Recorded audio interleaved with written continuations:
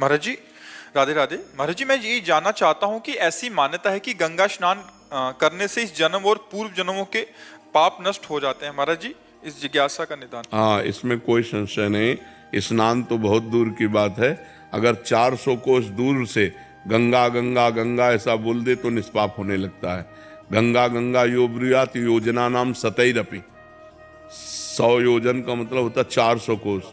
400 कोस दूर से अगर गंगा गंगा गंगा उच्चारण करे तो उसके पाप नष्ट होने लगते हैं। तो गंगा पापम शशि तापम दैन्यम कल्पतरुस्तथा। कल्पतरु गरीबी का नाश करता है, चंद्रमा ग्रीष्मता का नाश करके शीतलता देता है, गंगा पाप का नाश करके पुण्यमय बना देती है। ये तो पक्का बात है कि गंगा स्नान से पाप नष्ट होते हैं, पर पाप की प्रवृत्ति नहीं, इसीलिए लाभ नहीं मिल पाता। समझ पा रहे हो? गंगा स्नान से पाप नष्ट होते हैं पर पाप की प्रवृत्ति नहीं। भगवान के भजन से पाप की प्रवृत्ति का नाश हो जाता है। तो इसलिए गंगा को भी पवित्र करने के सामर्थ्य भगवान के भजन कर। तीर्थी कुर्वन्ति तीर्थानि, जो निरंतर भगवान के नाम जप में डूबे हुए, भगवान के ध्यान में डूबे हुए, वो गंगा में चरण रखते हैं तो गंगा निष्पाप हो जाती है। गंगा पाप हरण करने में परम समर्थ है, इसमें कोई संशय नहीं, पर पाप की प्रवृत्ति नहीं। पाप की प्रवृत्ति का नाश होगा अध्यात्म भजन के द्वारा।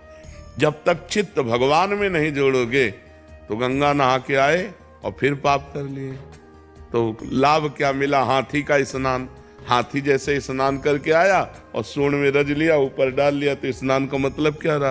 गंगा नहा के आए फिर पाप कर लिए, फिर गंगा नहाए फिर पाप कर लिए। तो वो बस वैसे ही है, स्नान किया और लौट गए धूल में, तो वो बस। तो पाप की प्रवृत्ति का नाश होना चाहिए, और वो नाश होता है भगवान के नाम जप करने से, भगवान की लीला कथा सुनने से, भगवान के भक्तों का संग करने से, भगवान की प्राप्ति की लालसा करने से। और जहाँ पाप की प्रवृत्ति नष्ट हुई तो आप जहाँ भी हो गंगा के समान पवित्र हो, गंगा के समान पवित्र करने वाले हो।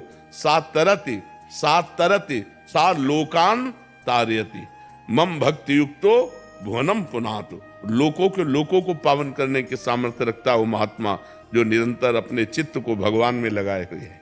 जी।